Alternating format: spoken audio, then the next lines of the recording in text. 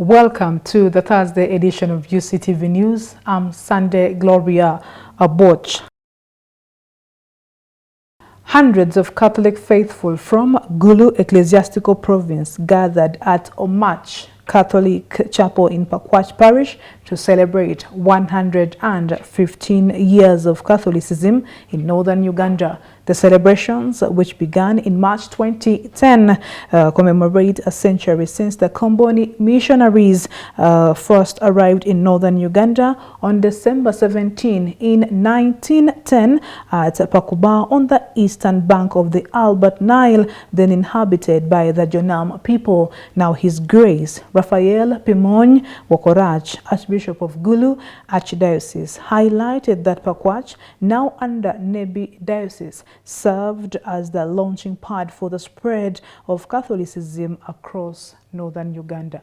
Hundreds of Catholic faithful from Gulu Ecclesiastical Province have on Thursday, 6th March 2025, thronged Omach Catholic Chapel in Pakwach Catholic Parish to celebrate 115 years of Catholicism in northern Uganda. The celebrations, which started in March 2010, a century after the Comboni missionaries first set foot in northern Uganda, on December 17, 1910, at Pakoba on the eastern bank of the Albert Nile, then inhabited by the native Jonam. His Grace Raphael Pimony Wokorach, Archbishop Gulu Archdiocese, says the Comboni missionaries used Pakwach, that falls under present-day Nebi Catholic Diocese, as the launching pad for the spread of Catholicism in northern Uganda.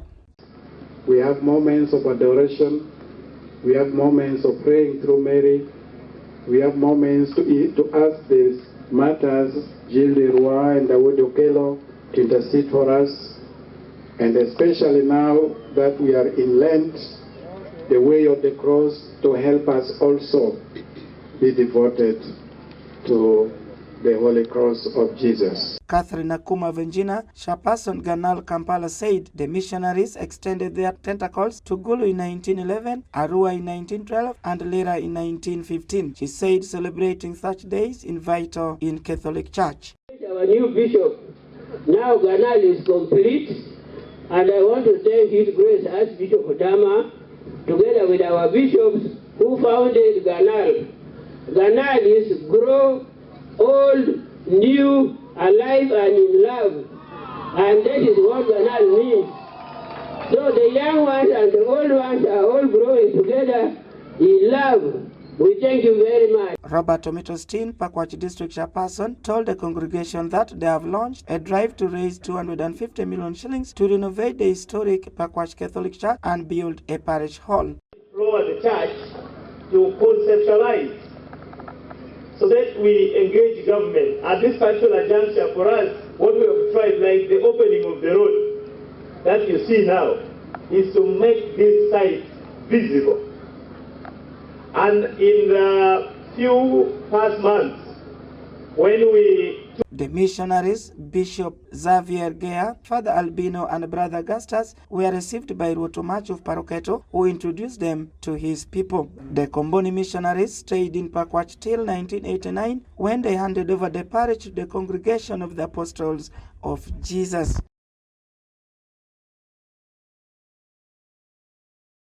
In response to the increasingly hot weather conditions being experienced countrywide, the Uganda National Meteorological Authority UNMA has issued a set of advisory measures to help Ugandans cope with the rising temperatures. Among the key recommendations, urban planners have been urged to integrate green vegetation in urban areas to mitigate the effects of extreme heat.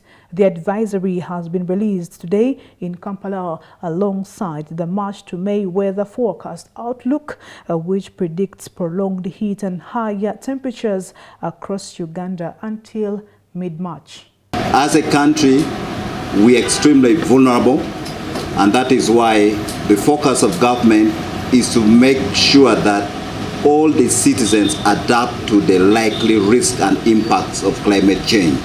Therefore, adaptation is our preferred method of managing climate change risk and shocks. Are we going to experience more of such?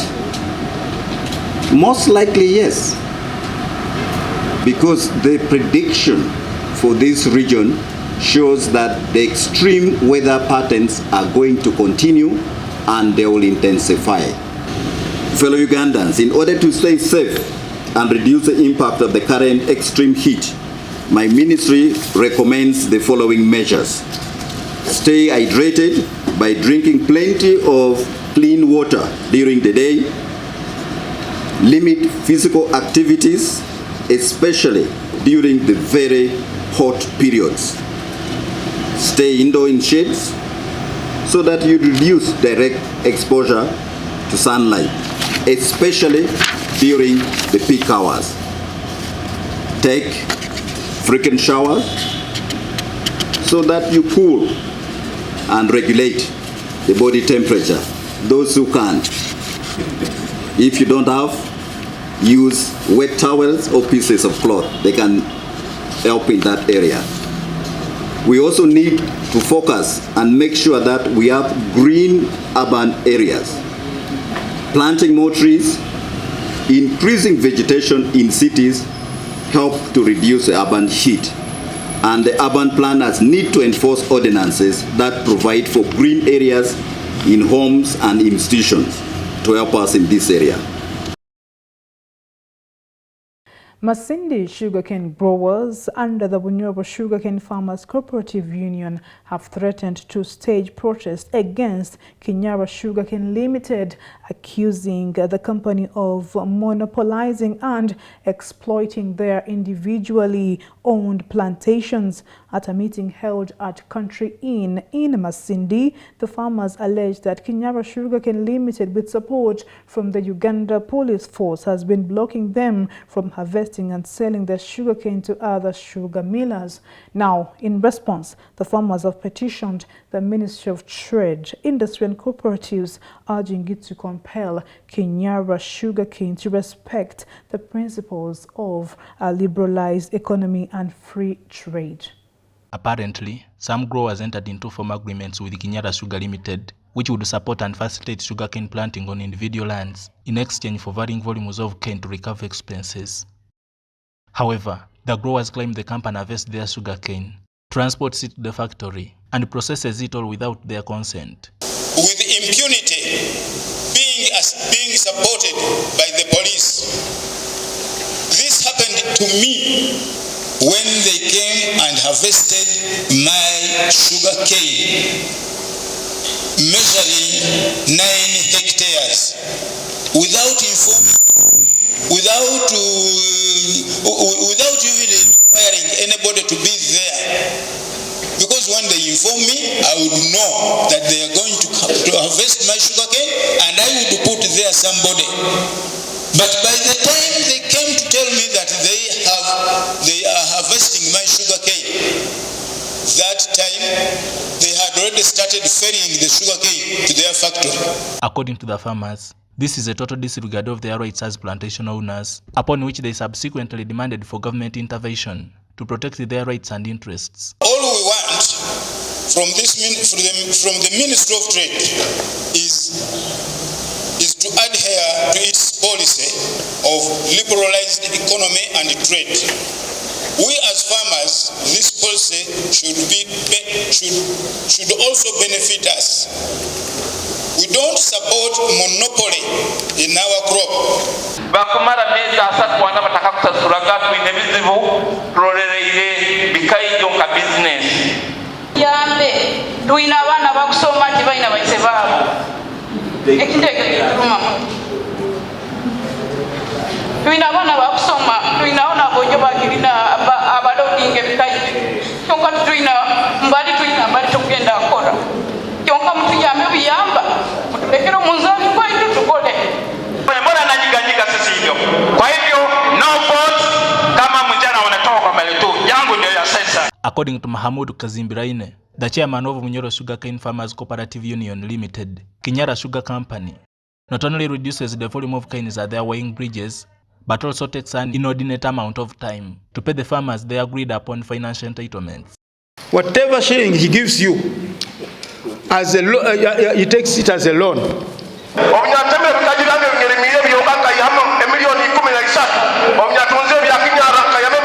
Musaki, mubaze kwa difference kinyara kwetu iba. The driver can tell you are a closer friend that your role has produced 22 tons, but on the another kit you find 15. I myself, it was harvested on 10th February. Up to now, I haven't got any single coin. Similarly, the younger loaders working with Kinyara Sugar Limited denounced what they called unfair working conditions, which they claim have led to their persistent poverty. They told us that if you see Kinyara is paying less money, try to look for the place where you can get much. Now again, these days Kinyara is complaining, and we have left there as where do they expect us to get money from? However, some of the sources from the Uganda police who preferred anonymity have informed Uctv that at the heart of the dispute lies an ill intention among the farmers who want to secretly sell canes entitled to the company to other millers contrary to their standing agreement. Multiple attempts to reach the management of Kinyara Sugar Limited for comment have been futile since their official contacts have not been available by press time.